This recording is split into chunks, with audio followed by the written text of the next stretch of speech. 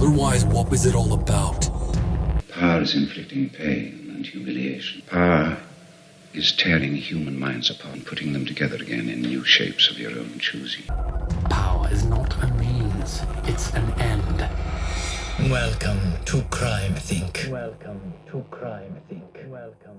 All right, thank you very much for joining us. This is Crime Think. Crime Think. Crime Think. Crime Think. Crime Think. What's the name of this show again? Think of Crime. The Think of Crime. No. Anyway, well, thank you very much for joining us. Crime Think. One or two listeners that are out there. We have an interesting show tonight, and we have, as usual, we have myself, Rick Smith. We have Bill Clay, and also we have Mark Dallas, and you know, one of our first shows actually was on COVID. All right, it was on the coronavirus, No, it and wasn't. well, that's your opinion, man. Clearly, somebody has been starting off with Fireball whiskey a lot sooner than usual. But so however, when we started off doing the show, one of the first episodes was the coronavirus because we were in the middle of the lockdown. There was a nationwide lockdown that had been imposed by, everybody's local, tyrannical government structure. By people who And are now, and now, we're 4.5 months into this, insanity, and now we're going into round 2.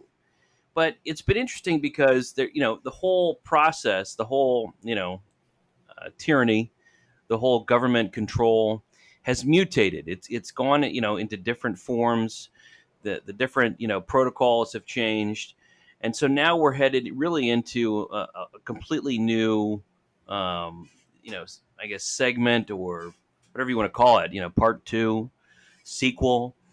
But the rules have changed a little bit because they know that they can't get away with the same old bullshit. So they've altered their tactics a little bit. Well, can I jump in and give a little bit of just kind of background, because I was not a part of the first episode you guys did. All right, let's go for it. Okay, so I'm gonna pick a big ass fight here because I did listen to what you guys had to say for most of the first one, and it was a good show, but I have a little bit of a different point of view. State your incorrect position, please. All right. Well, let me get it out here, and then you guys can come at me.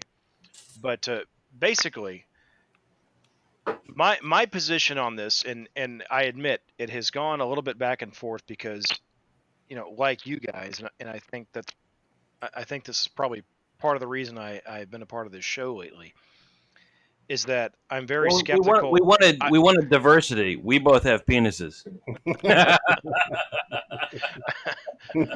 Okay, touche. Please continue. But I'm the guy in the room that whenever I see everybody saying the same thing, I'm the one that says, "Hey, wait a minute." Everybody in the room is straight. Are they saying this? Because, are they saying this because they've really done the work and thought about this and weighed all the evidence, or is this just the psychological phenomenon we know as groupthink going on? Right? You're the 13th man. You guys named this. You named this show Crime Think after George Orwell's 1984, and is that what this is? That book does a lot of talking about exactly this phenomenon. I didn't realize. Okay. I thought that was a Taylor Swift album. Shit. Fuck, man. God damn it. Bill. Go ahead. Get it out of your system. Sorry. Go ahead. All right. I mean, you started with the Fireball, so I started with mine too. And so what I see happening a lot of times, and I think this has been exacerbated by the rise of social media, is that people just they're not really interested in saying something they believe to be true. They just repeat things they think will get them high status or likes on Instagram or whatever it may be. And this troubles me. This has big implications, for society and civilization as a whole. So where I come down on this is I do believe that COVID is a real disease, and it has killed a lot of people, and it's very dangerous. But at the same time, it's obviously being exploited, particularly by the left, the the left wing of politics, and the left is also repelling people from taking their position too seriously because the left is doing its standard school of fish, spontaneous movement ritual thing. And what I mean by that is I don't remember who it was. Was it Sam Francis? I think that said that the left operates like a school of fish. The fish in front will turn suddenly, and before the other fish could have even neurologically perceived that movement, they've already turned in the same direction. And that's really always been the strength of the left, and the right doesn't have anything quite like it. And so what ends up happening is, especially with social media, these guys tend to fall in line very rapidly. And to those of us who were on the outside looking in, they look kind of like a cult or like some kind of choreographed dance going on. And they also have this extremely intolerant mentality where they insist on just wreaking absolute vengeance upon anybody who doesn't fall in line immediately. And I think if you see that taking place, the way they dox people and ruin people's lives because they have an opinion that may be hell, a couple months out of date, even is where we're at now, in the wake of George Floyd and coronavirus and everything else. People are very alienated by this, and that tends to exacerbate the problem. But I'm one of these people that looks at this stuff and says, this looks like groupthink to me. It doesn't look like rational calculation of truth. So, but getting back to what coronavirus itself is, I think it's real. And here's why. Number one, the thing that first convinced me this was a legit phenomenon was when this started coming up in basically news out of Asia, especially China. Now, wait a minute. Hold on. Yep. Let me jump in real quick, just so that we're all on the same page, just using the same words. When you say that the coronavirus is real, what do you mean by that? I think it's an illness that came out of Asia, most likely China. I believe, and again, proving it is kind of a impossibility at this point because there's so much out there. But based on what I've seen, my belief is that it did actually come from a lab in China. That's not to say that it was a weapon necessarily. There are a lot of reasons where you might create a virus for research purposes, including Or play with it, or play with a especially- virus for purposes. Sure, for benevolent reasons. Maybe you're working Right. on a vaccine or something like that. Right. But there's only one level 4 lab in China, and that's in Wuhan, within a mile, I think, of where this thing broke out.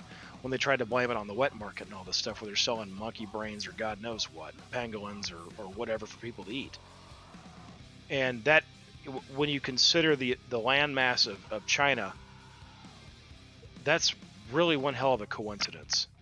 I mean, there are probably other people that have done more research, but to me, the location of that lab was, and just knowing that, China's history with SARS and things like that, and why they would have a reason to be operating in a lab like this and working on those types of illnesses, that to me was enough to convince me that this was probably escaped from that lab.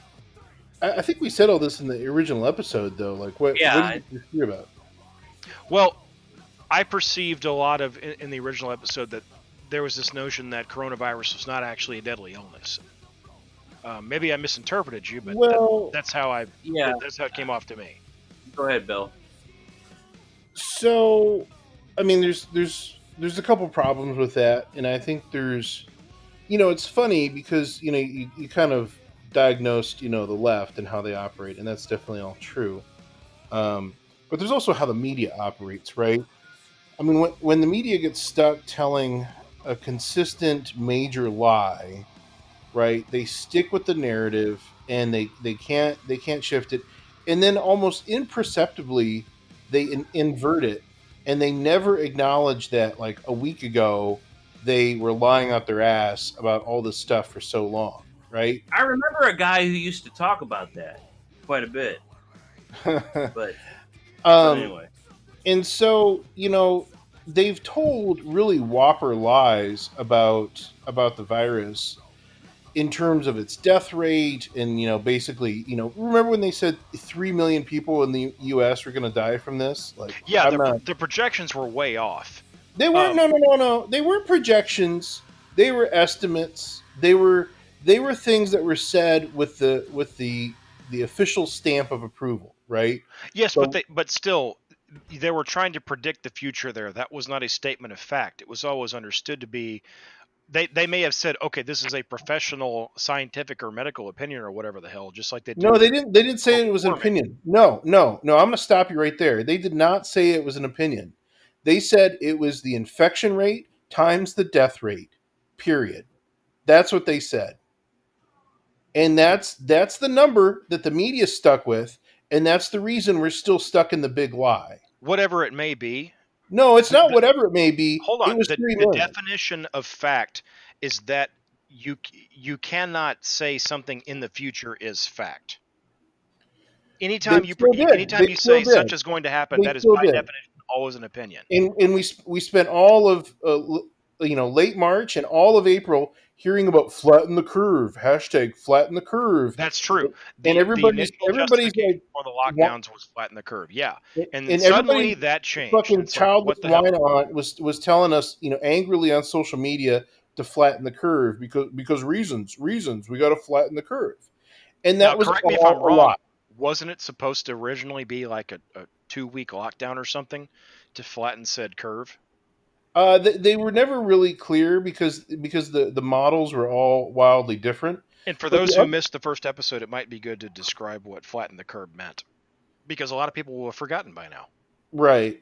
So flatten the curve was to try and reduce the amount of time that the hospitals would be overloaded. They said it was inevitable at this point that the hospitals would be overloaded, but if we quote flatten the curve, it would at least shorten the amount of time that the hospitals were overloaded. Right. At the time, everybody was watching what was going on in Italy, and Right. Italy's death rate was pretty wild for a few weeks there. And the reason that they said that was happening was not just that Italy has an exceptionally elderly population, And a but really that shitty healthcare system, like right, but absurdly shitty. they were playing that part down. What they And were saying was that they that also had a lot of, and they also didn't talk about how they also had a lot of Chinese fucking workers. Well, okay, but right. let's Well, before let me we finish my sentence before all you right. guys jump all over me here. What they were saying was that the the point at which the deaths really start increasing exponentially happens when the hospitals are overloaded. And they perceived it, they were saying that based on the projections that Bill laid out here a moment ago, that was coming to the US. And they Yep. said if we spent, I think it was initially, from what I recall, it was 2 weeks. If we locked down most business and in-person service economy type stuff, that we would be good to go within a month or less. Right. And then when that time expired, suddenly there was a new reason to continue those lockdowns. Go ahead. Right. And there will always be a reason to continue with lockdowns. So I think what's happening, just for the benefit of all being discussing the same terms, there are three factors that the media never really well explain to the public. One is the transmission rate, right? How infectious the virus really was. The second one is the infection rate, right? The rate at which people may be exposed to it and actually get it, get the virus. And then the third, the most important one, is the fatality rate off of people who get infected. And the big lie has always Well, been what well, the and what the actual there's a fatality rate is. there are additional. I'll quibble a little bit, only to the extent that I think there are additional spin-off lies though as well, because that's what we're living in through right now. For example, with the masks, but I would agree those were the principal lies that they told us in the first phase, right? Yeah. In the first phase of COVID, these were the main lies.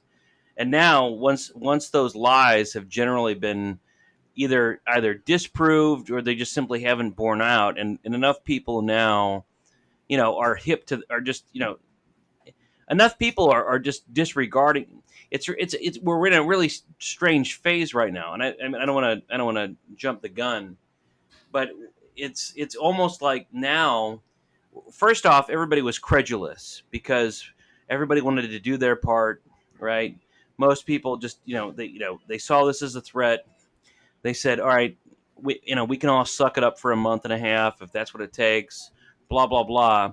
But now all this shit doesn't make sense anymore because all these different dire predictions haven't borne themselves out, and yet we also have this weird situation where we have a large amount of the population, and it's not just the boomers at this point. It's younger people as well, right? When I say younger, I mean like 20s, 30s, 40s.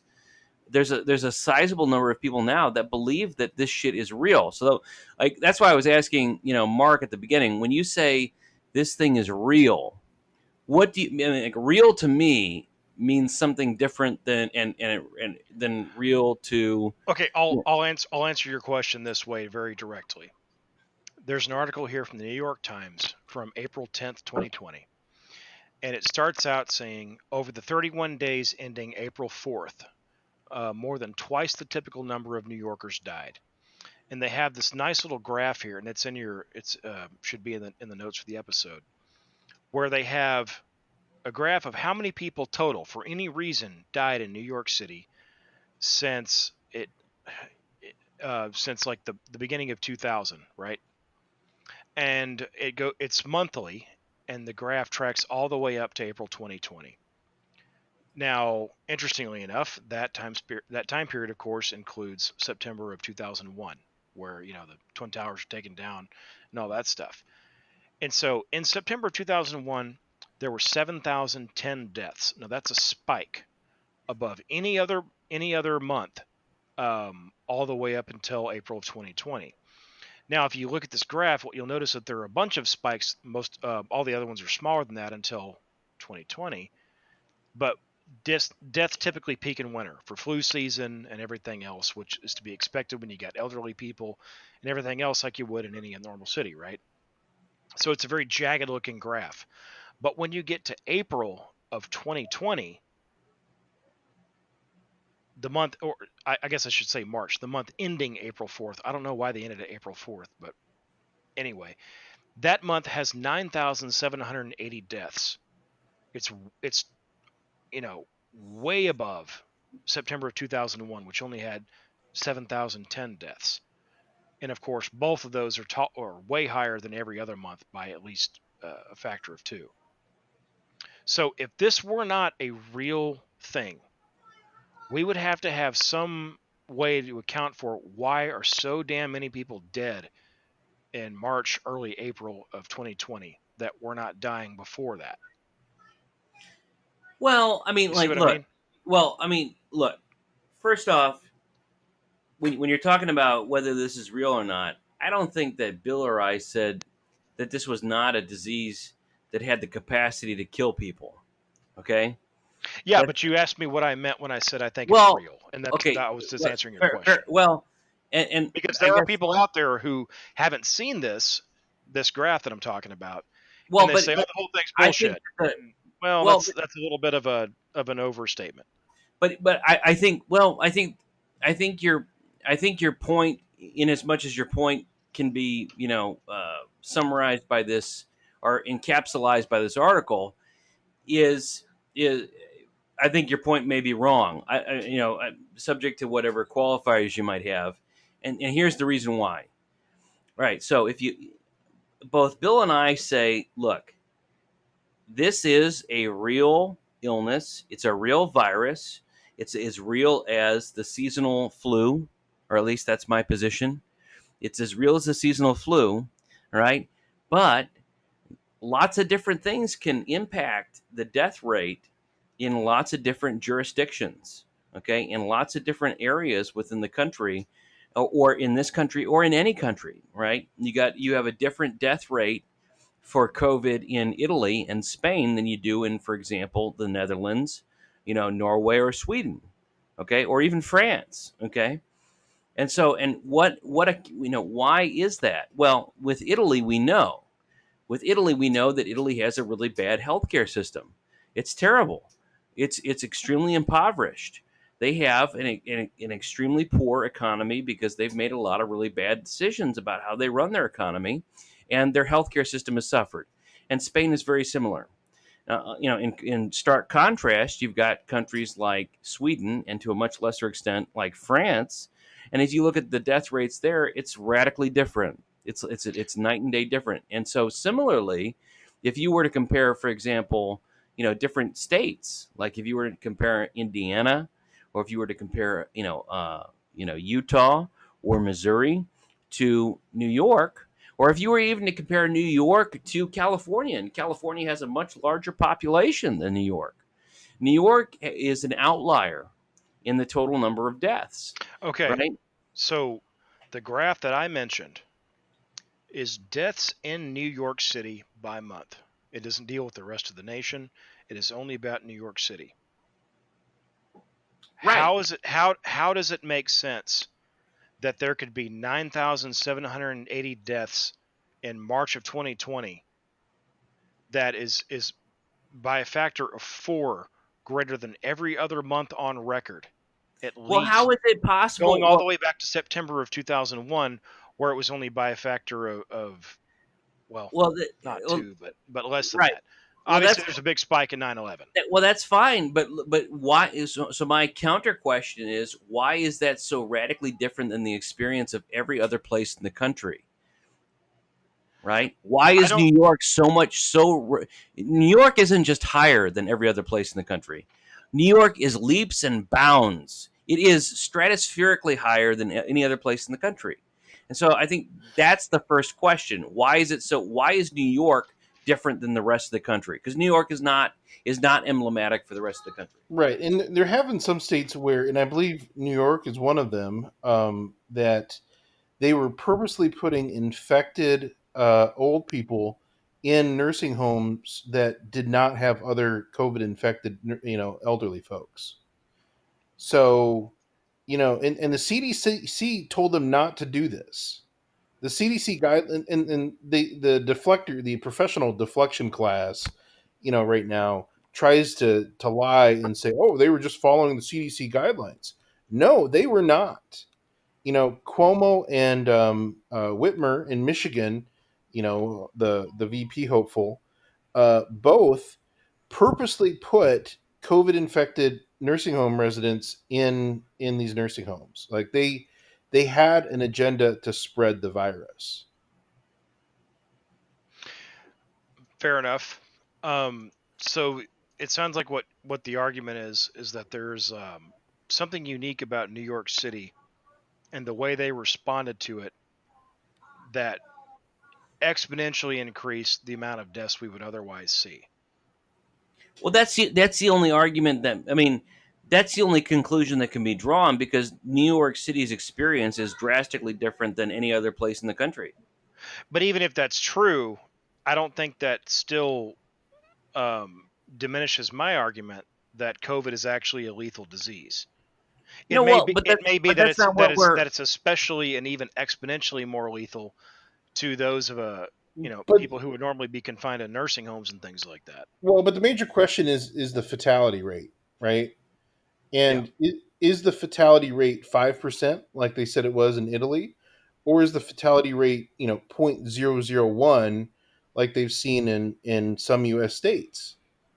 And that's an enormous difference. So It, about that, I I haven't calculated the fatality rate recently. It was Mhm. something I was sort of doing at the beginning when we were looking at this stuff in January and February and March, but I've since stopped doing that. But one thing I have noticed is that looking at a state that initially did not seem to have uh, did not seem to be too affected by this, for instance, Texas or Oklahoma. since those early days, the case count started to go up, and for a long time, in mid and late June, it looked like things were pretty well under control. Yeah. The case count started going up in June and What early in, what in early about July, the death rate? but the death rate was not going up. But then the last 2 weeks, the death rate started to climb too again. Hmm. And if you look at Texas, especially on like worldometers.info, it's Mhm. it's pretty clear that this thing started killing a lot of people. I mean, Texas has seen 3 consecutive days as of this recording of record deaths from coronavirus. So I worldometers.info mean, slash coronavirus slash country slash US slash Texas. allegedly, okay, Yeah. and the reason why I say allegedly, and there's a couple different things to unpack. Okay, first off, the initial point was that the infection rate had increased, right? Anyway, the point is that the infection rate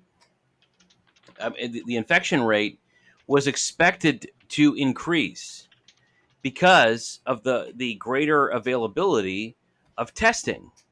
And that's something that wherever you are, more people are getting tested, and they're getting tested more frequently. For example, in my own office, right, we have interns. I know of several different interns that have been tested 2 or 3 times, okay, because they've been going on different trips or this, that, or the other thing, right? I know of countless clients that I have who have had staff who have been tested multiple times, all right? So the number of tests that are going out has increased, because remember, at the beginning of the lockdown, not very many people were getting tested because the tests didn't exist, or enough of the tests hadn't been dispersed. There was a supply shortage, and there still is a supply shortage of the test because the demand is exponential, right? So that's the first thing. The second thing, though, is the number of people who are dying, and the number of people who are dying. There's massive problems in the famously during the lockdown, but it has continued even to the present day. Anybody who has died, and it doesn't matter what other ailments that they've had, whether they've had stage 4 cancer, such as Herman Cain, who just died supposedly of the coronavirus, even though he had stage 4 cancer, right? So it doesn't matter what other contributing factor, or perhaps controlling factor of the death. If you die with the coronavirus, your death is listed as being by the coronavirus. And healthcare providers are incentivized to list an enhanced number of deaths because they get double. Well, I mean, I can't remember the exact number, the exact monetary difference, but there's an extraordinary monetary difference in terms of the amount of money that they get from the federal government if they have a death from the coronavirus. So I think that's skewing the numbers here, and so that I think that I can't speak for Bill, but I would expect that that's part of what's kind of pushing Bill's skepticism of the overall death rate. That's a that's an interesting point, but I think that what the data we really need in order to reconcile that with what we saw with New York, which when I was talking about New York City, I was talking about deaths for any reason, right? Zed's dead, baby. And so if we were to try to Zed's dead. reconcile that, we would need a comparable metric from Texas or Oklahoma Wait a minute. or Let or me jump. Florida Let or me one of just these jump. other Let me states. jump in real quick. Yeah. For the stats, let's just talk about New York real quick. Okay, so I'm looking at the article from the New York Times. Mm-hmm. And maybe there's my article is kind of messing up a little bit, but what does it tell you the age of death? All right, for the people who have died in New York City. No, there's no breakdown of that in this article that I have here in the show notes. And the reason, and here's why I ask, okay, and I guess if we got into the CDC stats, a little thoroughly, I don't know if there are CDC stats that separate New York City from New York State, but I will say that as a general principle across the nation, all right, the stats say that the median age of death is like 83 or 84 years of age across the board, across all stats, right? So half the people who are dying of the coronavirus are age 83, 84 or over, right? And so if you look at the number of people, 60 years of age, or actually 65 years of age and younger, it's like less than 15 or 17% of the overall number of deaths. I mean, if you're looking at that, when you break it down for children, okay, who are being asked to wear masks at school, right, such as mine, right, these kids have a better chance of drowning in a swimming pool or dying in a car accident than of dying from the Okay, coronavirus. maybe you're onto something there. And there is an interesting quote in this first New York Times article that I was talking about that kind of puts a big question mark over my head. And the quote is, the overall rise in, and this is several paragraphs down, the overall rise in deaths suggests that the combination of crowded hospitals, an overtaxed ambulance system, and a fearful population could have resulted in more deaths among people with heart attacks, strokes, or other ailments who might have survived in normal circumstances. Hmm. And so when I read that, I'm like, wait a minute. This article was clearly put out here, was clearly published to tell us that coronavirus is a very dangerous thing, but why the qualification, you know? And so that makes me scratch my head a little bit and say, well, wait, what exactly is this article trying to say? Even Yeah, though no, I still believe that the number of deaths being like 4 times as much as what would be expected for that month says something significant. I do question why they have that qualifier there. well, and so here's the thing. I look, I'm not. My position is not that this thing is not a deadly disease, but deadly disease is relative, right? You know, different. The death rate for driving in a car or flying on an airplane. You have to measure. You have to measure your risks, and you relate them to the whole cornucopia of other different risks that we all face. And so, but then you also have to look at the different geographical area. Now, New York's numbers are radically different. They are massively different. Let me just give you an example. Okay, so how many people are in New York City? About approximately 14 million. Agreed? Somewhere in that range. I don't know, but I have no reason For to the dispute that. sake of argument, I'll tell Fair enough. I will represent to you that it's approximately 14 million. Okay. Now, I'll give you an example of another state. Well, I mean, not a city, but a state, which is the state of Missouri, for example. State of Missouri has approximately 6 million people. Okay, so the New York City has a little bit more than a little bit more than twice the number of people in the state of Missouri. Okay, now if you were to look at I haven't looked at the numbers for the state of Missouri for about a month now. Okay, but about a month ago, the numbers for the state of Missouri, the number of deaths, okay, across all ages was about a little over 500. Right, a little over 500. Now, if you were to, so Missouri has 6 million. New York City has 14 million. Even if you say a little bit more than say 1.7 times, 500 deaths or 580 deaths or whatever it was. Okay, that still doesn't get you. But you were taking a look, and that New York Times article was taking a look at April, the month of April, I think it's right? it says the 30 days ending on April 4th. So I Okay, guess and so that's like and that's like 5,000 deaths greater than what they were, 5,330 more deaths than expected, right? Right, and so basically that's like 10 times. Well, sorry, that's about 5 times the number of deaths Okay, based Yeah, on it's roughly 4 or 5 times the number of deaths that would be expected, which is compared to Missouri, right? The entire state of Missouri. but compared to the other comparable months in New York City, holy smokes! I mean, it's like, good lord. The graph isn't very well marked here, unfortunately, and I can't zoom in on it. But I mean, it's at least Well, it's it's at however, the least 4 graph. times worse than the worst month in previous years, except for Okay, September however, 2011. okay, now you have to look at the graph though too. 2001, excuse me. Okay, this graph is very imperfect. Okay, and the reason I say that is that if you look at so if you look at the extreme right side of the graph, right, where it skyrockets, right? Well, in the 30 days preceding that, there was no data. So all the data was reported at the very end of the period. Okay?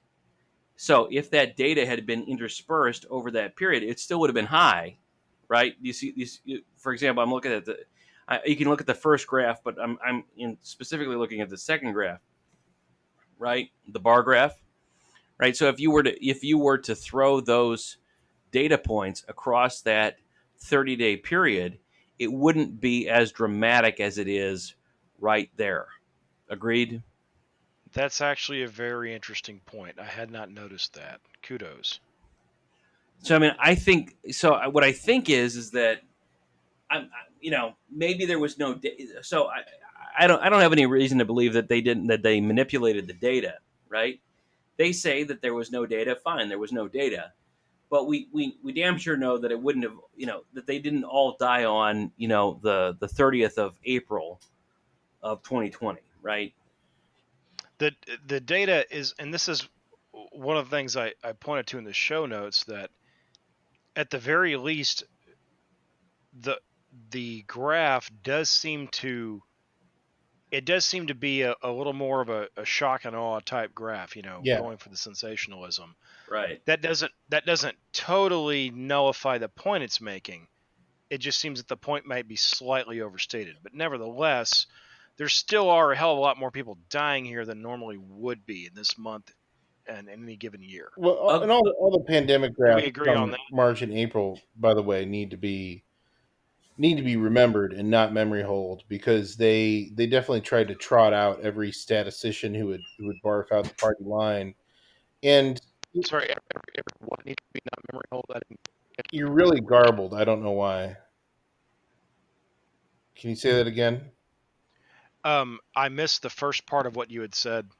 The Something about the data in early April needs to be not memory hold. Yeah, the data in the graphs from March and April need to not be memory hold, because they drew these just crazy pandemic graphs of 3 million, 5 million deaths, and that's all been proven wrong. And I think that's, just as a quick little sidebar here, that we all know not to trust the media, but what they adroitly did in March and April was they gave us scientists and statisticians and medical professionals, and use them to tell those lies as though they were media stories.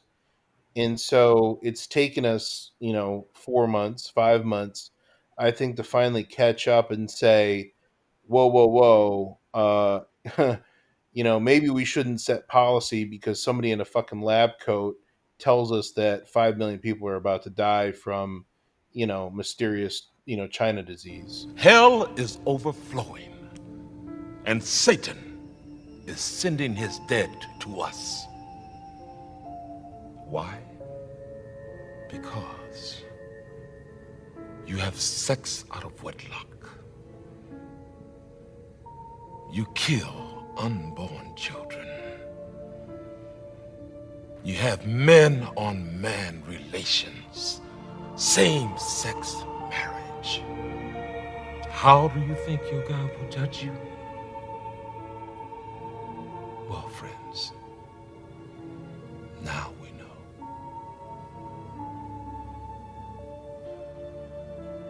When there is no more room in hell, the dead will walk the earth.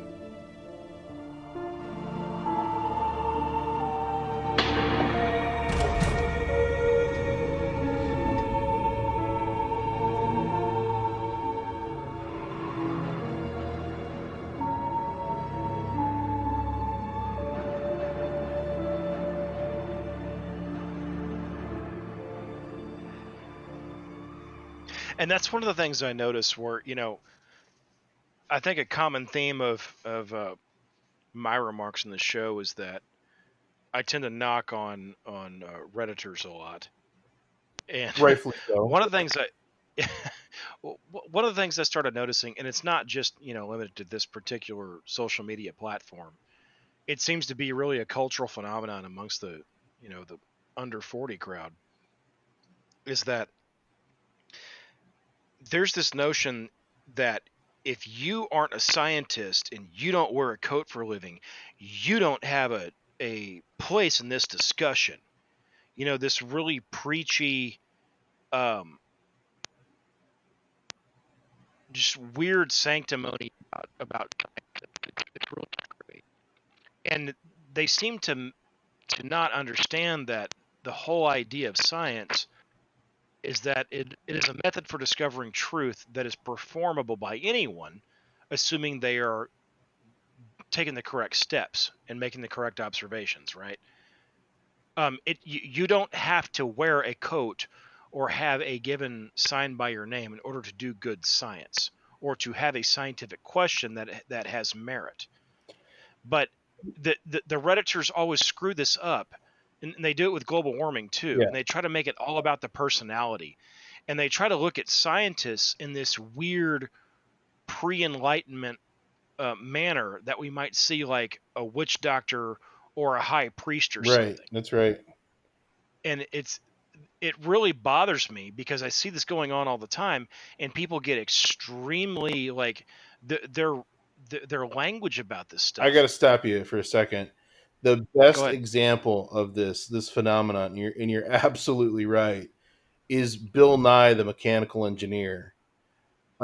Yes. The Yeah. fetish that the Reddit generation has with that dumb motherfucker is just unbelievable.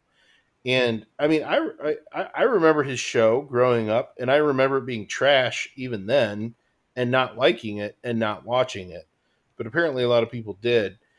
And when I found out that motherfucker was a mechanical engineer, I just like, oh, it all snapped into place. So, yes, and then of course there's Black Science Man, Neil Tyson, who Well, but I think with Bill Nye, what I think that you're kind of making the opposite point that what I am. how so?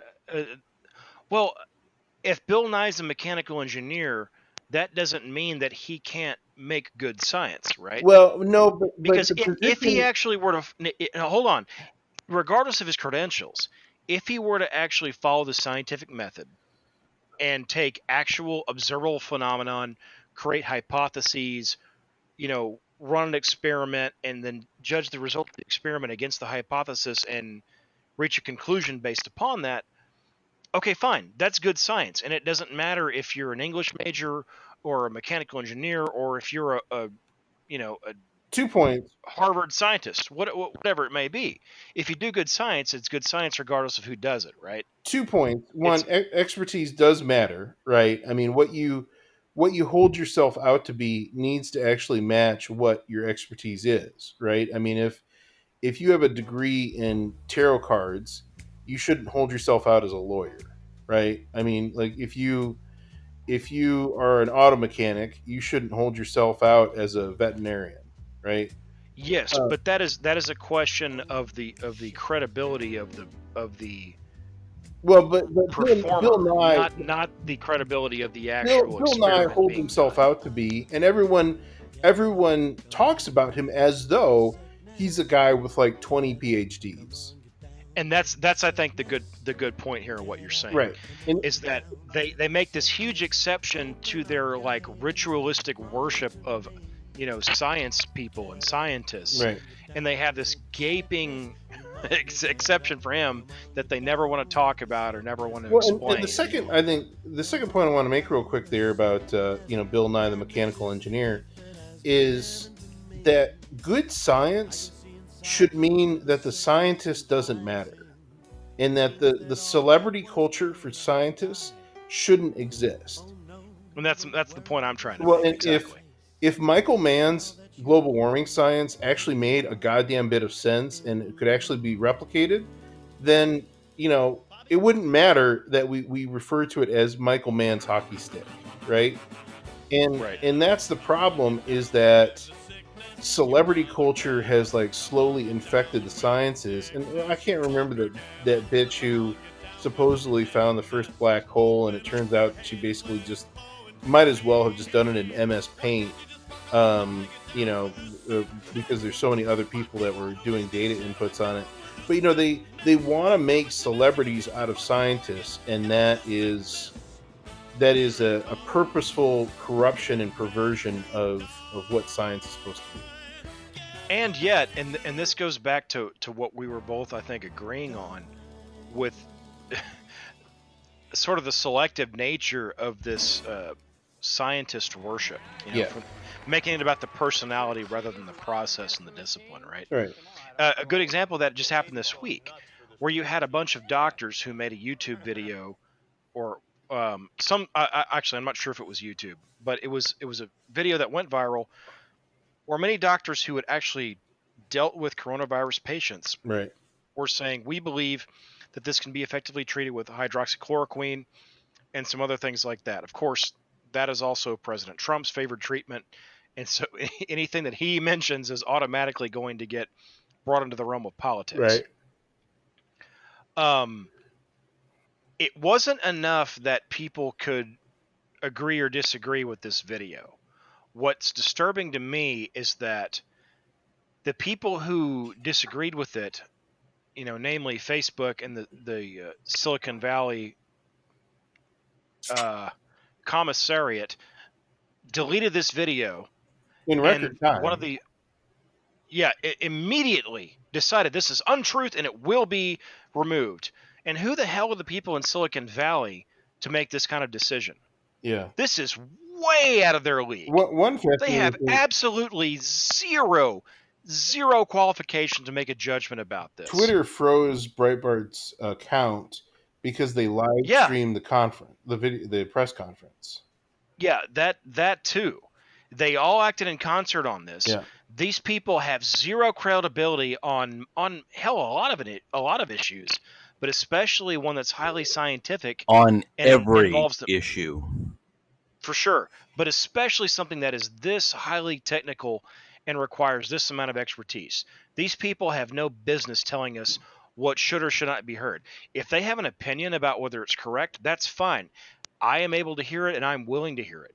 I think most people in the country, hell, the world, would be willing to hear it. Well, I mean, fair enough. I said, anybody who pursues the discipline correctly can do science. Fair enough. But you need. I'm not gonna get mad at Alex Jones if he says I disagree with this because I have this point of view on the science. Okay, fine. You have a different point of view. I might disagree with it, but I'm not gonna be so arrogant as to say your point should not even be heard. The part of your analysis, the only part of your analysis that I think you're missing, is that there's a very deliberate need for science celebrities. And the reason for science celebrities is just like the reason you have priests in a religion, is you need to enforce orthodoxy, right? Right, but the people who are picking those celebrities aren't even doing it so on a scientific basis. Well, why would they? They're doing it strictly out of political pressure and groupthink. And to me, it goes back to this thing where this notion that we can organize all of society's governing questions according to science. But no, I think no. I think you have it. I think you have it in the total obverse. It's Right. not that we want to organize everything to science. We want to organize the science to meet our agenda. That's what they're doing. Right. That's exactly right. I'm talking about the left here. The left that's what I am saying. That's what I hold on. Well, that's what I'm saying. I'm saying that you're approaching it right as though you were as though you're trying to be honest, right? As though the truth is your goal. The truth is not their goal. Right. The goal for these people is power, Right. right? And they want to enforce the power, and they want the power to be hoarded over the people so that they push the people where they want the people to go. And so they use, as Bill's analogy with the priests, they use these priests of science, all right, to justify their own positions. And so they're Well, going to you're asking a elevate. question They're of going to motive. elevate the. They're going to elevate the priests like Fauci, okay, that support their position, and they're going to destroy and obfuscate the people like these, like this, YouTube video with the supporters of hydroxychloroquine. They're gonna destroy those people. Right. I understand your point, but yours is one of motives. What are the motives of the people who are pushing this regime upon us? And you may very well be right. All I'm trying to say is that to reach at a question of what is factually true or what is good for society, you cannot just say scientists automatically get to decide this question, because there are many other factors that come into play about what we should actually do in Yes. as a response to a given uh, Yeah. epidemic. What's the word I'm looking for? Can I restate, A your given position and tell us if measurement this of is correct? reality. All the scientists do is measure the reality. They cannot, as a matter of science, say also, well, this is what the policy response to said observation must be.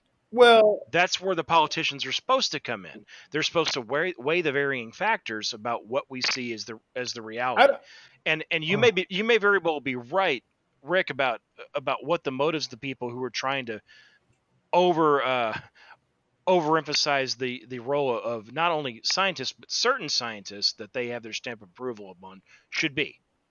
it's not bad that scientists have an opinion about policy. I mean, Correct. that's the science can lead and guide policy, and I think even be the major determinant. It's just that the left has zero interest in actually doing that, right? If we were to say let's take a scientific basis about the environment, right? They would not want that. They What would I not am want that. arguing against What? is not it. My argument is not that scientists and science should not have an opinion on policy. No, that's not my point at all. It's that a quote unquote scientific opinion about policy is automatically scientific and must be unchallenged. That's my point. Say But that see, again. so I mean, okay, so I think we're talking past one another, and Hmm. and here's why. So I think I would agree with you. I think that's a fine point, but I think that's kind of a different question, right? That's for people that actually are looking at data and asking hard questions.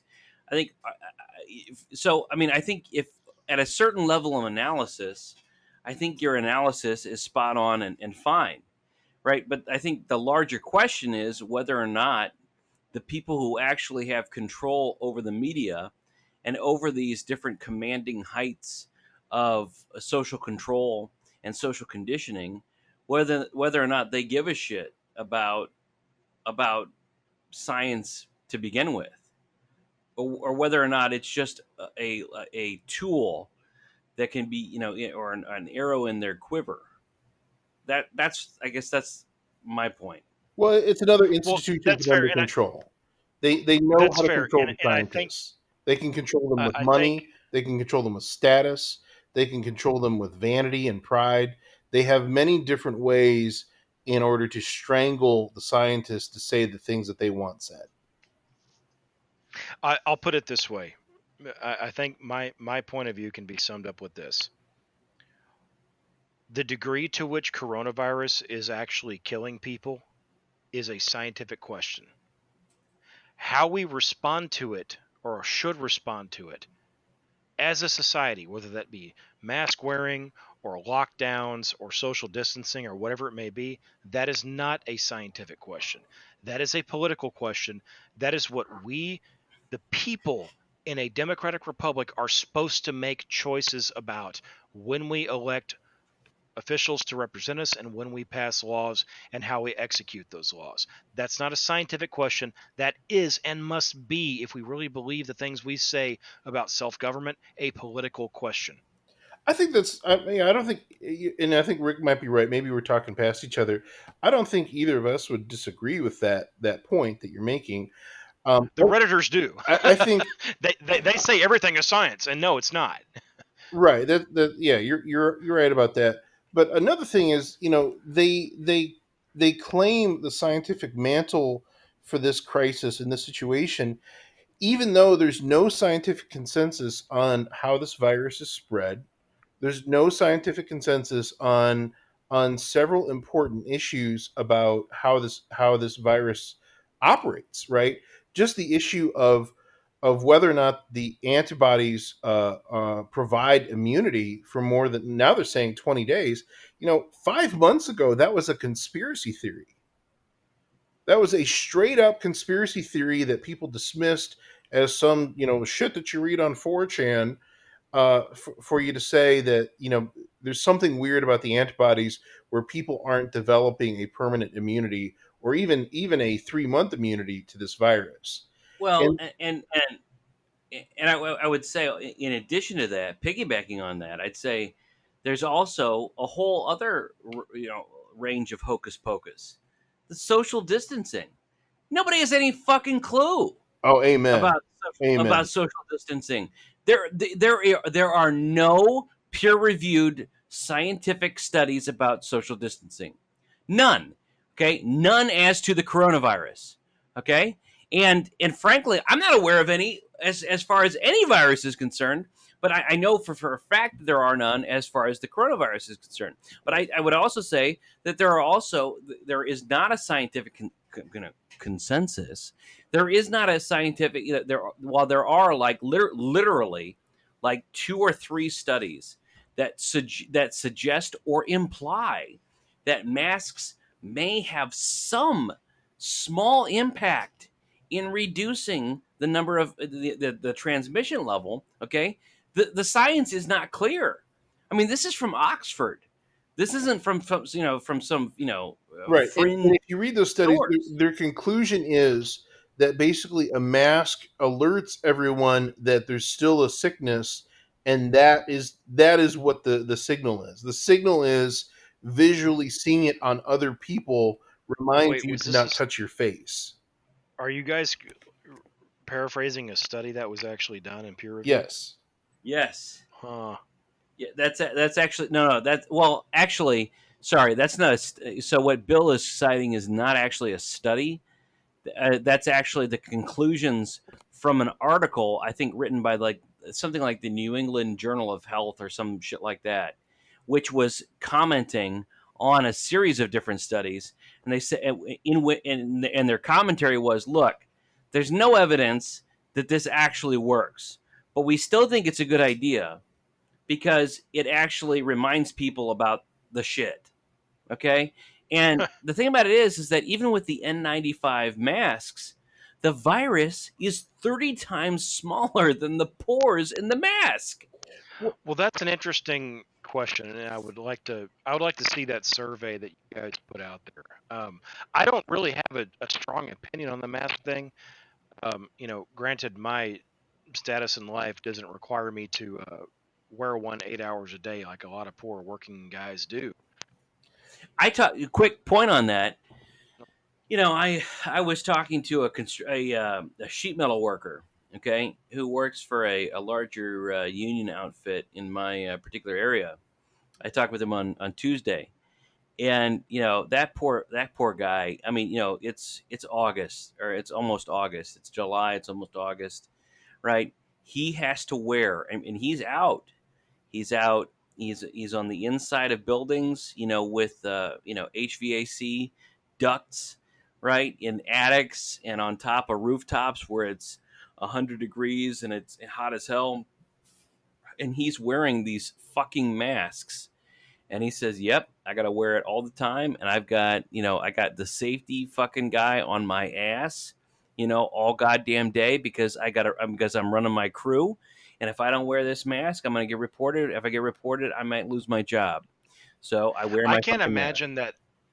I cannot imagine a justification for that being enforced on people who are working outdoors. Oh, it's enforced where I I mean, am. unless they're literally like, you know, doing a kumbaya circle and kissing each other's cheeks and ears and lips.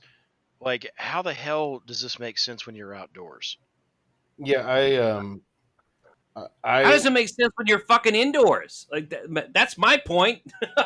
I mean, in the at the last very least, they're in theory, Right? No, I get your I get your point. I get your point. your particle spewage may be sucked up by the AC and taken blown out to the rest of the building, right? But well, but outdoors, it's even on like, that come on, you're going to point, dissipate into the air immediately. even on that point, they claim that it's not airborne. And if it was airborne, right, That's a then good it's a point. different virus. So, like again, what is the science behind this virus? If we're told wear a mask because droplets of your spittle might go into the air, it's like, okay, well, is this an airborne virus? Right? Should we not leave our home? Well, no, no, no, no, it's not airborne.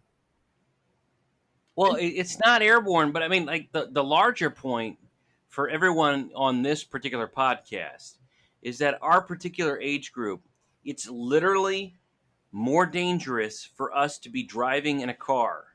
Right. Okay, like think about this for a moment. Okay, rationalize it. It's more dangerous for everyone on this podcast to be driving, and every one of our wives and all of our dependents.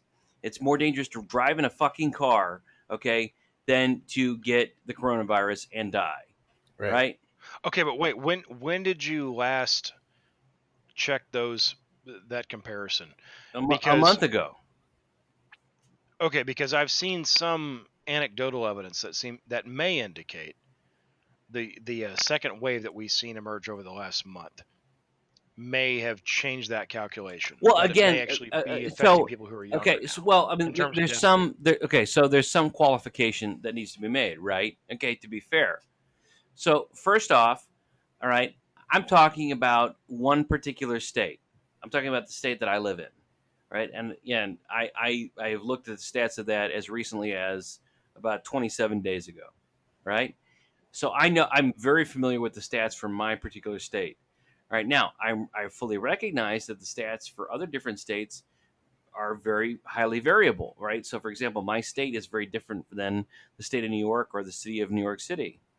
Now, that being said, I can tell you that I absolutely, whether it's my state or the city of New York or the state of New York, I don't believe the death count because I know, having done enough research on it, I know for a fact, I know from my own fucking state and my own fucking city, I know that the numbers are being overreported because I know how those numbers are being counted, and I know I know for a fact that it's not a myth. It's very true that if you have comorbidities, if you have other different problems, right, that led to your death, stage 4 cancer, right, heavy diabetes, right, and you've got all sorts of different vascular problems and blah blah blah blah blah. If you have COVID at the time of your death, it doesn't matter about all those different problems. They're going to report it as COVID. So here's the question. The question is, what is the actual death rate?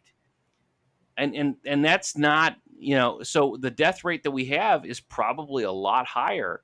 And again, what is a lot, right? Well, let's put it this way. It is certainly higher than what the actual death rate truly is. But then the next question is, how much higher, right? And so who knows, right? I mean, is it on par with the seasonal flu? If it is, well, let's say that it is on par or slightly higher than the seasonal flu. We don't shut down roads. We didn't shut down our economy. We don't wear masks, like, and the seasonal flu, as well as other different airborne illnesses such as pneumonia. Those disproportionately affect the elderly. Well, but guess what? Everything disproportionately affects the elderly. If you are Well, alive and past the age of 70 or 80, right, something is going to kill you. and my point was never to say that the measures that have been taken politically to deal with this were correct, but only to say that I do think the illness is real and it's a serious thing. No, and So my point is that and my point is, is in agreement with you. Like I agree with you. I agree that the illness is real. This isn't a fabrication. It's something. It has been tested. A test has been created.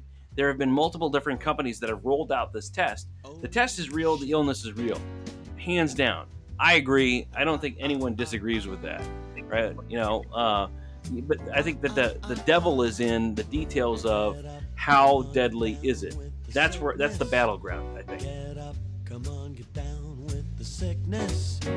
Get up, come on, get down with the sickness. Open up your hate and let it flow into me.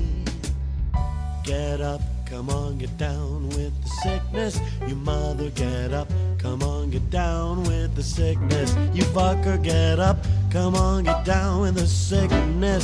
Madness is the gift that has been given to me. I can see inside you the sickness is rising. It seems that all that was good has died. Oh no, the world is a scary place. Now that you've woken up the demon in me. Bobby, will you give it to me? Oh. Get up, come on, get down with the sickness. You mother, get up, come on, get down with the sickness. You fucker, get up, come on, get down with the sickness. Open up your hate and let it flow into me. Why can't you just fuck up and die? Get down with the sickness.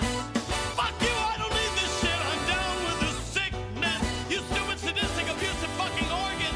Down with the sickness. Here it comes. Get ready to die.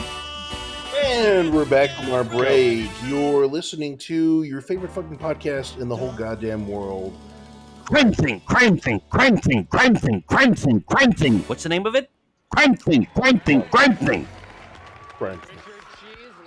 During the break, Mark. Inner words. During the break, Okay. Mark was. fuck you. We're coming back at 1:18:30. I'm sorry, we're coming back at 118? Inner words. And so during the break, Mark was enlightening me as to some interesting things he found in the show script for today. Mark, would you like to relay what you found? Lots of dicks. Yeah. So I'm not sure how this got here, but it looks like well,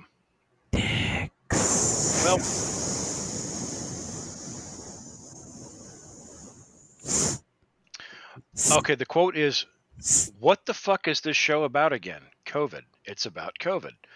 I didn't write this, by the way.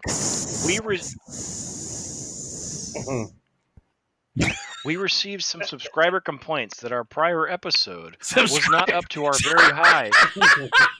Subscriber complaints. Leads. Yeah, let me get down to the crime lab. Can I read this shit so we can get Yes. back on track?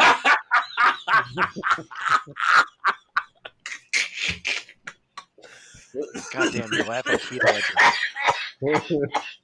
This is your favorite podcast known as Trainwreck.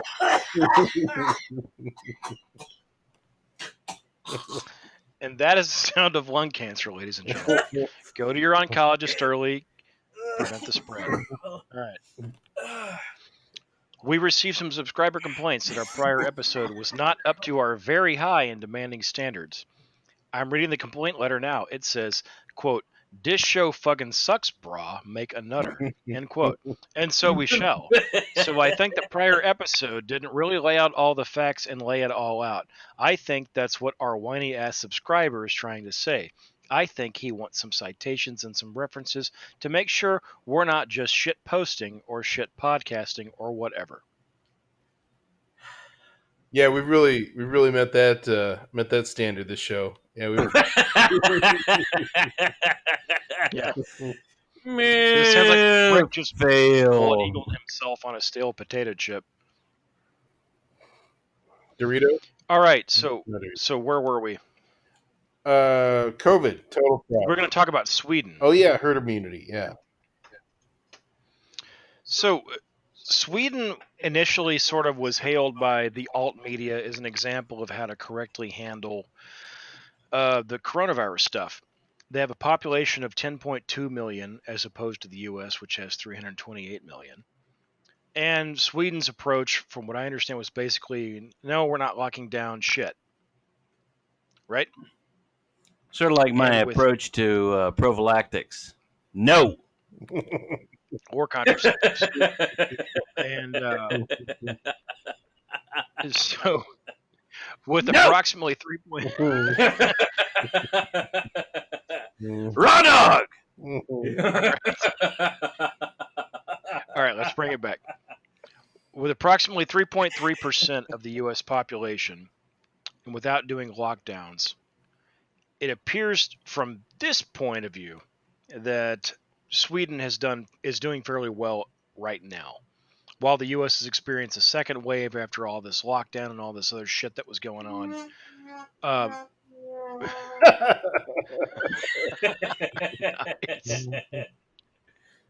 Sweden never had a second wave. And if you go and you look at the graphs on worldometers.info/country/US versus /country/Sweden, you'll see that as of, August 1st, Sweden's deaths peaked in mid-April, and they've been going steadily down ever since.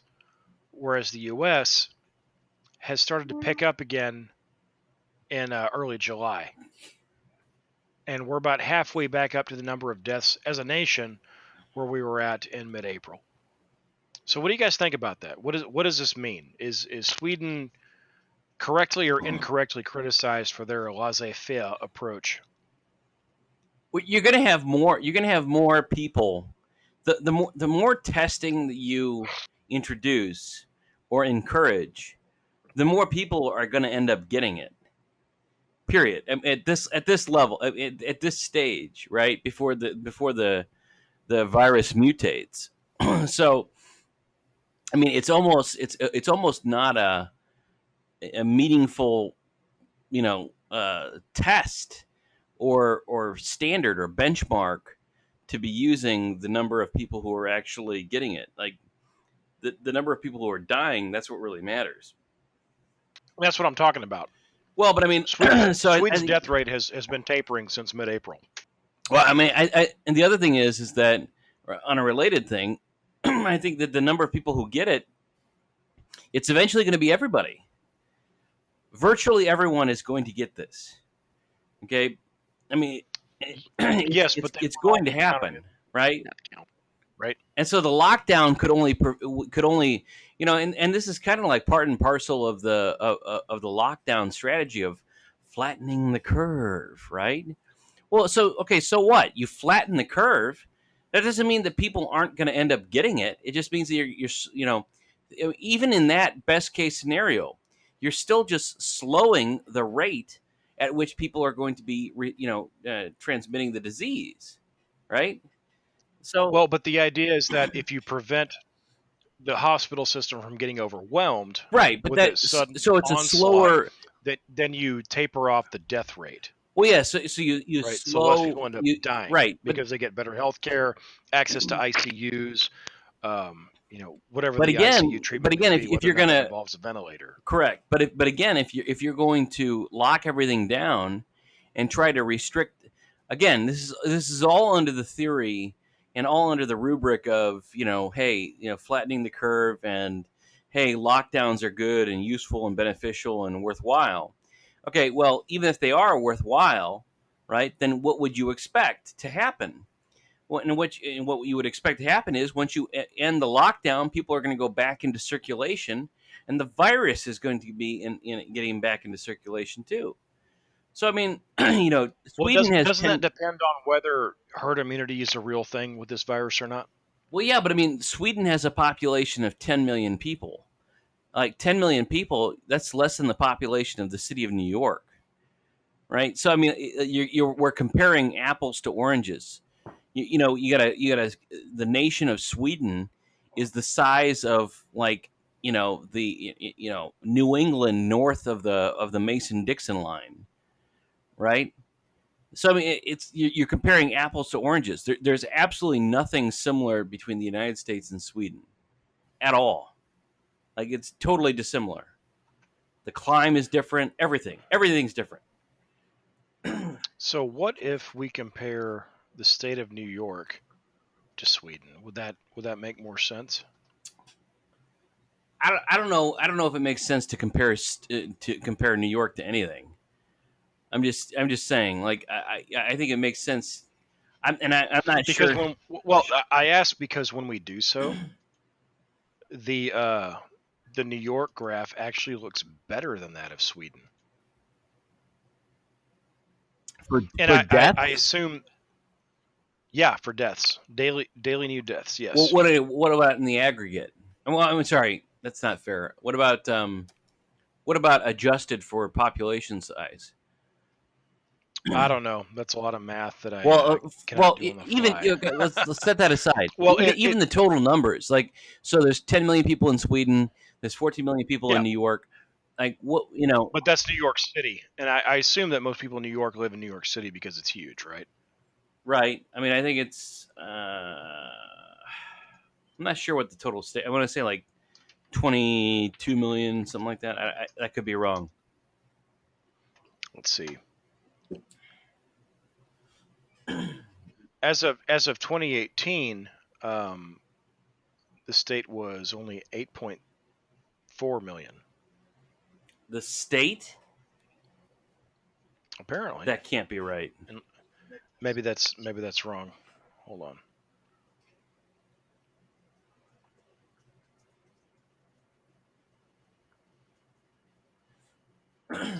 Yeah, the population as of 2010 was 19.3 according to Wikipedia. Okay. That makes sense.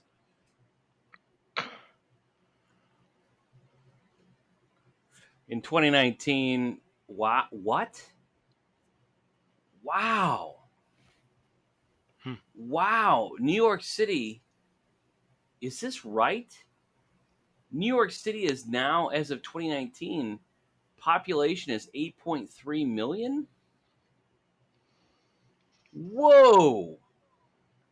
That is massively smaller than it was. Wow. Compared to when?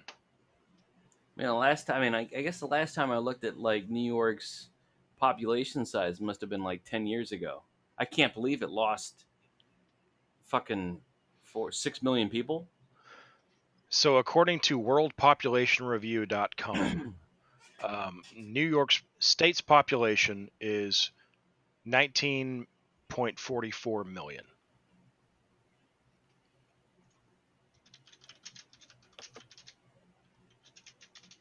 Does that make sense? Yeah.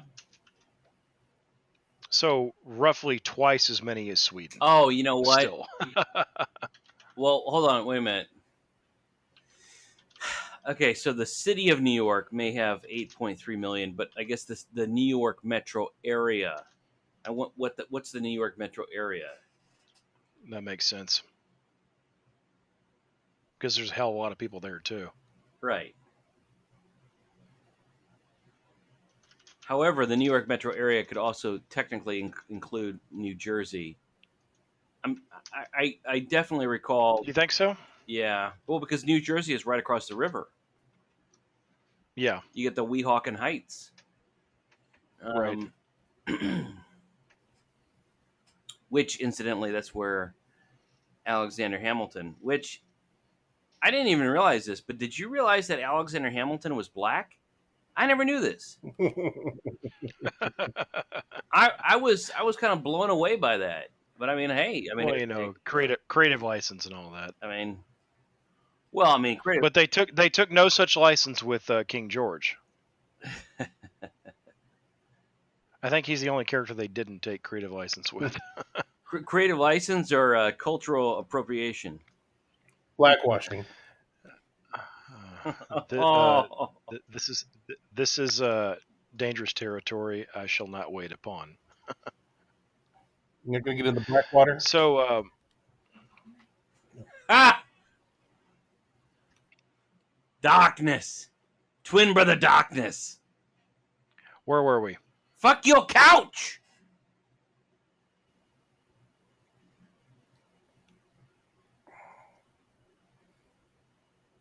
Hello.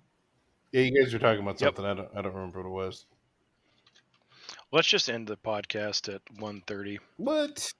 or before that. What? We still have more to talk about.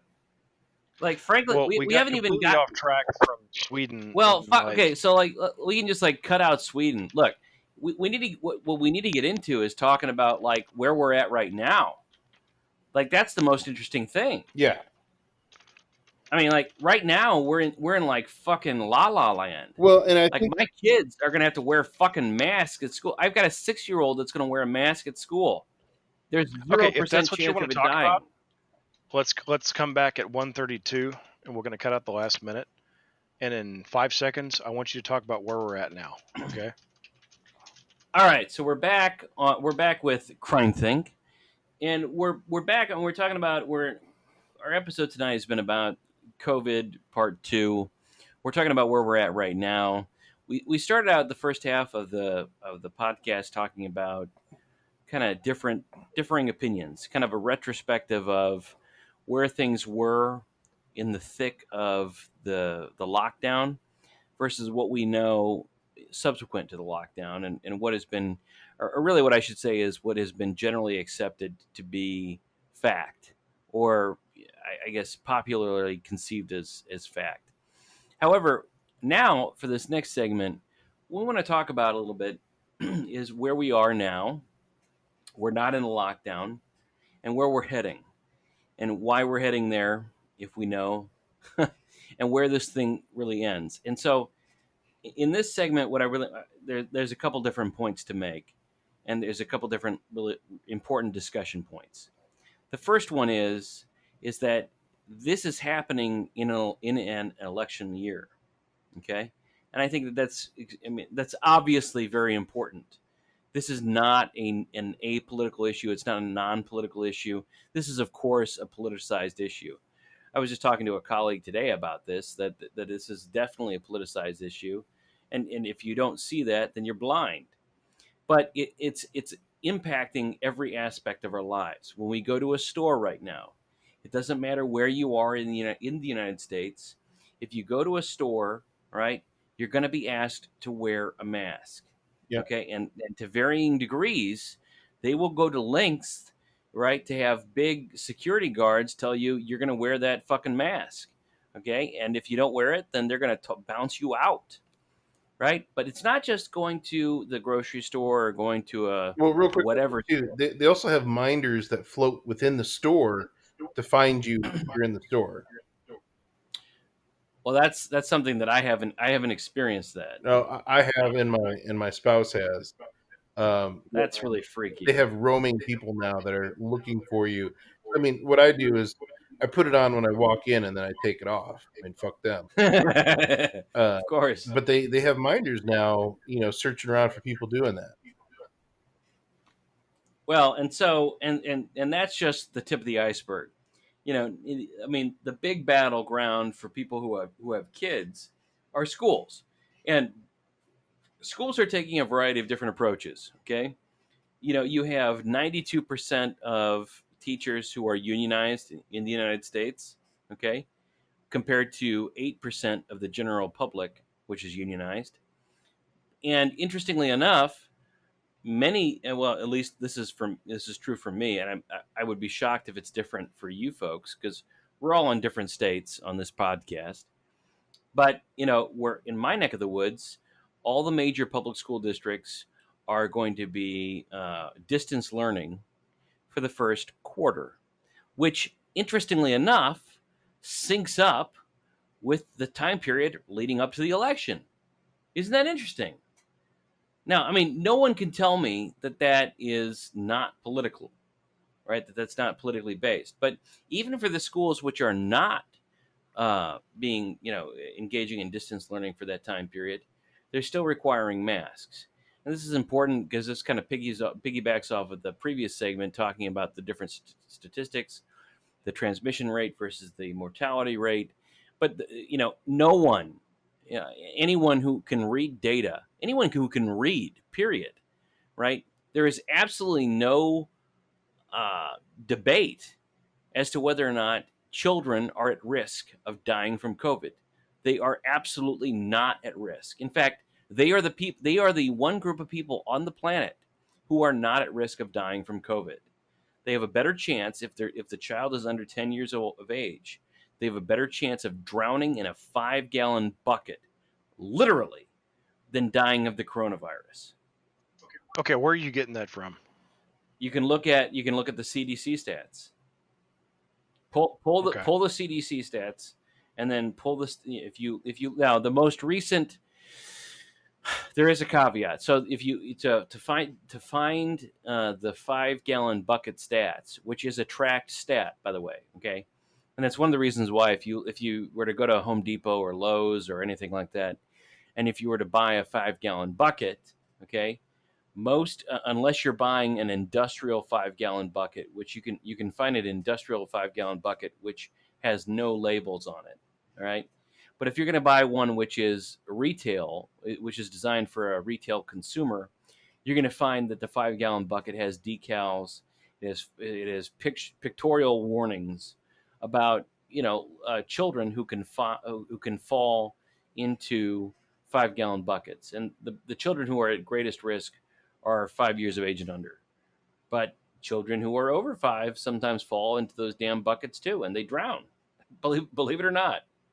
Same thing with, and there's a similar phenomenon with electric blankets, and there's a whole series of other different ways that children generally die when they die. And drowning is one. Electric blankets, 5-gallon buckets, choking hazards, blinds. They can the cord for the blinds. They can get that wrapped around their neck, and then they'll asphyxiate. There's a whole host of different things, but most of these different things are far and away more dangerous than the coronavirus. So, but that's where we're at. And so, basically, if you want your kid to go get an education, then you have, and you're not able to, or you're either unwilling or unable to, homeschool them, okay, for whatever reason. Both you and your wife have to work, right? And that's the reality for most Americans, right? Both spouses have to work. You can't do homeschooling. Well, then your kid is going to have to participate in this bullshit charade, rather. Parade, charade, whatever. But it is a charade. I mean, it's a lie, right? Well, it does seem to be a knock against, this phenomenon that seems to be a religious belief amongst the elite that, we absolutely must have working women in our economy. Well, and so that's so there. It's the whole thing is dynamic, right? So all this stuff exists, simultaneously. So you have that sort of idea, which is out there in the ether, but in this soup, in this ether, you also have these competing ideas. And so, for example, I have several clients who have staff which consists of 20-something, 30-something females, okay? And they genuinely believe, well, at least so they say, they genuinely believe, in the danger from the coronavirus. And they desperately want, they want to be taken care of. They want, special privileges and blah, blah, blah, blah. Now, part of that has to do with, it's made its way into the knowledge of the Families First Coronavirus Response Act and the Emergency Family Medical Leave Act, right, have made its way into the general consciousness of workers, of a certain class of workers who, whatever. I mean, but and so they workers can take 2 weeks of paid leave up to 80 hours, right? And then if they have kids or if they're taking care of somebody or blah blah blah, and there's a variety of different circumstances where they can avail themselves of it, they can get an additional 10 weeks of time, right? So there's all these different incentives for people to be, acting, histrionic about the coronavirus, and it all has to do with financial incentives. If you could take a paid holiday of 10 weeks, would you do it? And well, even if you could take a paid holiday and receive 2/3 pay for so actually so the Families First Coronavirus Response Act gives you 2 weeks full pay, but then beyond that, on the tack on to the family FMLA, Family Medical Leave Act, right? You can actually get, and this applies to employers of all sizes, by the way. It doesn't. So the normal FMLA Act applies only to employers which are greater than having greater than 50 employees, but the Emergency Federal or Family Medical Leave Act actually applies to employers which are less than 50 employees. So small businesses get to play in this game as well. And if you're going to get the first 2 weeks, you get full pay, and the last 10 weeks you get 2/3 pay if you need it. And jumping through the hoops is not very hard. But who's going to avail?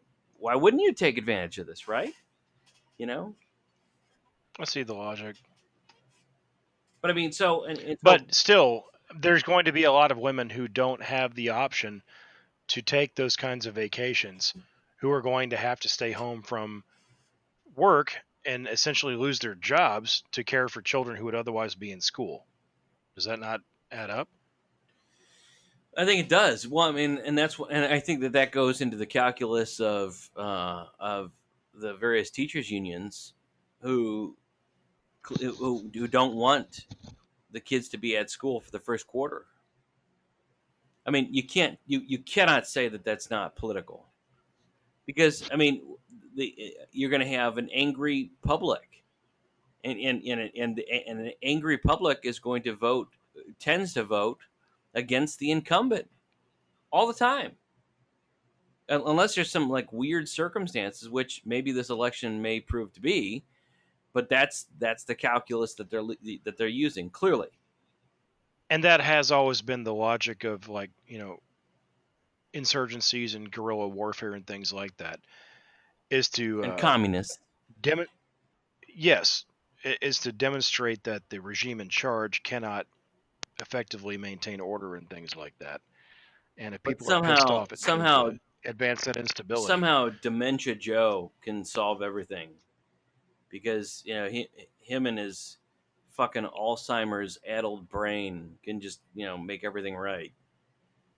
But I mean, you pointed out communism, and I would just say that there is no thinking about what comes next in communism. It's like the Who. We don't get fooled again. Meet the new boss, same as the old boss. I mean, the thing is that communism has always had this problem. It never looks at what's actually going to realistically replace the existing regime. The most communistic movie I've ever seen, I probably said it before, maybe on this podcast, is V for Vendetta. Oh. The whole movie is an indictment of this, mythical far right religious Christian regime in the UK. Wild, isn't it? It is. What's really funny, because it describes the exact opposite of everything that was going on in the UK at that time that movie was made. But it wasn't the far right that's like oppressing people and preventing them from speaking their political opinions and throwing them in jail. And ironically, Guy Fawkes, it was the far left that was doing this. and even if you correct, and the other thing that's ironic is that Guy Fawkes was anything other than far left. Right. Well, what my point of all this though is that the movie does not ever even attempt to depict what sort of system is going to replace that which they tear apart at the end of the movie. It's just everybody's got bright, reflective eyes staring at, the fireworks and the explosives going off over London. What was it? Yeah, over Old Bailey or whatever, and they're just mesmerized with this act of destruction, but there's no thought to the rebuilding, and there can't be. Communism never addresses that because what they want to put in place and after the current system is It's destroyed, 10 times worse. it's horrific. And if you don't believe me, look at the history of Yeah, Bolshevik and Russia. that's the thing. I get people all the time Good God. people all the time say, "Well, what are you talking about? You know, like it hasn't actually been tried." It's like, look at the goddamn history, you asshole. Like I lose relationships over this because of Well, and their own fucking ignorance. they don't teach that, and so no one knows Right. it. No one knows our age Right. about what took place in Russia. You know, in the years, hell, in the 20 years, it's more than 20, I guess. But I mean, in between the time of the Bolshevik Revolution and World War II, the amount of fucking just regular people they killed from forced famine, from murder, from civil war, everything else is unbelievable. Well, I mean, I mean, it really does make Hitler look like a damn he's a piker. piker. Yeah. For sure. You know, great minds think Now, alike. there's a counter argument that he had less of a population to work with, which may be fair, but I mean, in terms of numbers, Sure. but still, when you look at the policies of what was going on in early Leninist Soviet Union, it's striking. Yeah, Completely out of touch with reality. I think You know, that I think quote unquote racism is punishable by death, but there's not a clear definition of what that word even means. You know, things like that. correct. Yeah, no, the best estimates that I've seen have been approximately 40 million for Russia in either through forced famine or gulags or outright direct murder. And I assume that includes the Ukrainian Holodomor of the early 30s. Correct. Yep. I mean, hell, 10 years before the United States entered the Second World War, on the side of Soviet Russia, of Soviet Communist Russia, the U.S. government was already aware that the Soviet regime had starved to death to the point of like where people are committing cannibalism. About And yet 10 million at least Ukrainians. and yet the United States government fully permitted large groups of folks from the United States to immigrate into Russia. Right, there's a book about it called The Forsaken by Tim Siliadis. Well, Yeah, that's they used a to favorite of excuses Bill. to escape their moral culpability during this period. You know, one is Walter Duranty at the New York Times. Fuck that asshole. Yeah, and I can't believe that guy's never been canceled. he deserves it. He certainly deserves it. So, I wonder why he hasn't. you know, there were a ton of reporters who were laying covering fire for the Soviets during the 30s. Now, certainly people in the elites definitely knew, and there were defectors during this period who were saying loud and proud, I mean, this is what's really going on. For God's sake, please don't, support this regime.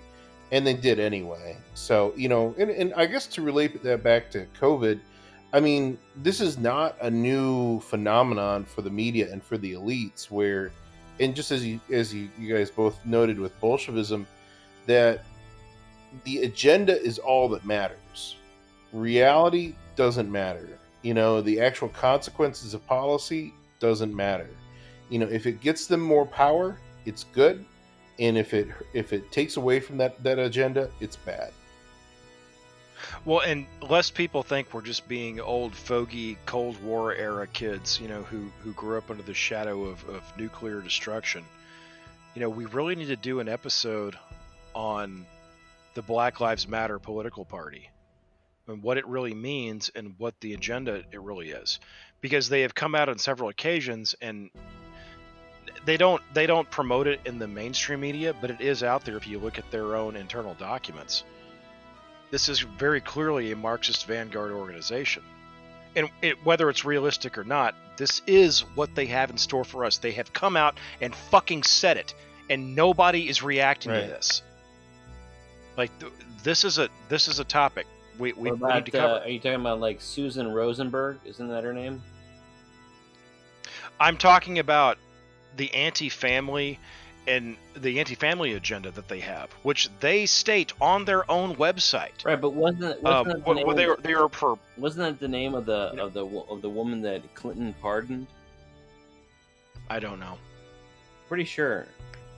I may have the first name wrong. There was one that killed cops and escaped to Cuba. I think her name was Asata Shakur or something like that. Well, that's a friend of Susan Rosenberg. Let me make sure I've got that name right. I don't want to misspeak. Seriously. But I mean, it's not just that. When you look at the actual strategy that is outlined by many Marxist guerrillas throughout history, including Mao Zedong and things like this, compare that with the strategy of defunding the police and disbanding police organizations. They think that they can actually Susan pull this Rosenberg. off. She was sentenced to 58 years of imprisonment on weapons and explosive charges. She fucking killed cops, right? Yeah, she was. But what does she have to do with BLM? Weather Underground? She's one of the founders of the Black Lives Matters movement. She was pardoned. And well, pardoned by Bill the other Clinton. ones too, like the one of them, I don't remember her name right now, but she came out like last month and said, yes, we're all trained Marxists. I mean, we founded this party and it's a Marxist organization. They come out and say it. Yeah. But the media won't touch this stuff. I mean, Tucker Carlson will, but other than him, no one really has anything to say about it. They want to make this all about whether you're pro or anti-cop on the right, or on the left, whether you're pro or anti-black. It's blame everybody over stuff like this. Where are you supposed to say it? Who are you supposed to say it to? Right? I mean, if you say it on social... Well, where does Tucker Carlson say it? You get on the damn TV, you pick up your microphone, and you fucking Tucker say Carlson is the highest rated show that is the least profitable because they have scared off and threatened all of his advertisers. But his show has only become more popular in terms of viewership since he has taken up this message and begun exposing these people. Right, but they started attacking him even before he decided to double down and go for the throat. I mean, they're boxing him in so that he has nowhere to go other than further fash, which is great. Which is I'm all about it. But when Cortez reached the New World, he burned his ships. But what would happen if all the other people on Fox News, if Rush Limbaugh, all these guys, all got on board with what is an obvious, self-declared fact, and they all promoted this idea? They expose these people for what they really are. What would happen? Well, is the system so powerful to where they just, the biggest voices on the center right just don't really matter in the end? If that's the case, there's no point in talking anymore. Then we're already in a state of civil war, and that's the only way this is going to get resolved. I hate to say it, but that would be the implication of that set of facts. Yeah, I mean, but if they actually can win hearts and minds still, before we come to some sort of horrific dystopian violence, and that's the way we should go. We should do. They obviously got a lot of traction off of drug addict Floyd, who just this week, did you guys see the body camera footage was transcribed and released? Floyd asked to be put on the ground because he wanted to lay down because he knew he was having a heart attack. Interesting. This gets back to what we were talking about in the previous episode. No, but hold on. Hey, I let you talk. Give me a second. So my point is, they got a lot of traction off of Floyd and BLM. When the facts about Floyd start coming out more, I mean, they're coming out now, but they're going to keep coming out. I think they're going to lose a lot of their support. I don't, not all of it. I mean, they've made gains, but I think they're going to lose a lot of people who feel lied to.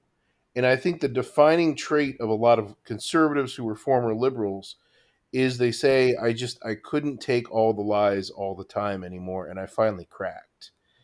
And And the left has told some whoppers over the last 4 years. They told Mike Flynn. They told the Russia story. They told the Mueller investigation. It's been major lie after major lie that have been broken down, and I suspect that a lot of people are going to have the same reaction when the Floyd facts come out. That may be. One thing I do know, though, that really, I think, snapped a lot of good people into thinking about this issue correctly is how much the people who protested the lockdowns were Right. vilified in the media. You people protesting are endangering the health of Americans. You're going to be canceled. Your protest videos are going to be removed off of social media, etc. I mean, they just went scorched earth after these guys. Literally a week or two later, the George Floyd thing opens up, and like what this open letter that comes out from, where was it? Some Ivy League medical university that says that racism is a co-equal threat, a co-equal public Right. health threat to COVID, and somehow that means because reasons that protesting against perceived racism uh, will prevent people from spreading COVID. Hmm. It's wild. And then they do 3 mass funerals for George Floyd himself. One of whom was in Houston, and suddenly, guess what? Houston becomes one of the new ground zero, the new ground zero for COVID within 2 weeks of that last event. Hmm.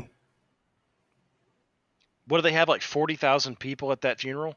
I don't know. I mean, it would. I mean, it's really just a earned media effort for the Right. Democrat Party, Right. but that was the Right. result of it. Houston became a hot zone. They'll try to think of numerous reasons why that can't be the case and try to throw that narrative off, but it's too obvious to brush away. Right. No, that's exactly right. And and I think the truth on COVID is slowly coming out too. And I think people are, I think when and Rick mentioned this earlier. I think the masks really broke people in half at a certain point. And I know the poll numbers still say that only like 30% of people are even skeptical on the masks. But boy, when you go outside, when you go to I go to some little towns around me, no one's wearing them. I don't think anybody will say with a straight face that they think it actually prevents the spread of the virus. And they're angry. Some people will. Some people are true believers. Yeah, and the angry cat ladies will say it. uh and like the psycho doctors who are probably abortionists, moonlighting as abortionists, will say it. But actual normal people, I think they know that this is all bullshit. At least the masks, they know the masks are bullshit. I don't know about the other stuff. Well, as this is coming to light, Deborah Birx, she's basically Fauci Hmm. number 2, is coming out and saying, "Oh, we also need goggles and or Right. face shields, and oh, by the way, you can decorate them and make Right. them really Right. cute." This just came out like at the end of this week. Suck my I mean, balls. how far is this going to go? Yeah, I think the goggles are going to definitely be a bridge too far for them. Well, I mean, like, look, I won't say who, but I know, like, average apolitical people that have no dog in any race, and they're laughing at the goggles. I mean, it's even to people who don't have a dog in the fight. They just see this as fucking ridiculous. Well, I think that that's kind of where we're at. I think that we're in a perpetual state for the moment, a perpetual state of the emperor has no clothes, right? And there's everybody sees it to varying degrees, right? Some people are true believers, and even the true believers, and I know some people who are quote unquote true believers, and their confidence level has been eroded. I catch them forgetting to wear their mask, or even amongst other people who are wearing their masks, they're just getting exhausted from wearing the fucking thing when when in their true heart of hearts, they don't actually perceive any threat, right? And that's the thing that cannot be resisted, for even the people that are actually true believers, quote unquote, is do they, yeah, they believe, but how far are they willing to take that? And clearly this is not smallpox, this is not the bubonic plague or some, this is not something that's a significant threat, right, to the overwhelming majority of the population, right? And so, I mean, but at the same time, we have a large number of people who are at least, even if they don't fully buy into it, they're certainly willing to uh, they're certainly willing to enforce the norms, and they get a power rush out of enforcing the new norms, such as, hey, in our facility you need to walk in one direction, right? You can't backtrack. You have to go in one direction, and you have to maintain social distancing, and you have to wear the fucking mask, and blah blah blah blah blah. But that's where we are. I mean, so unfortunately for us who have kids, we're left telling our kids, look, these people are crazy. Well, I can't help you. You have to go to this fucking school because we don't have a choice at this point.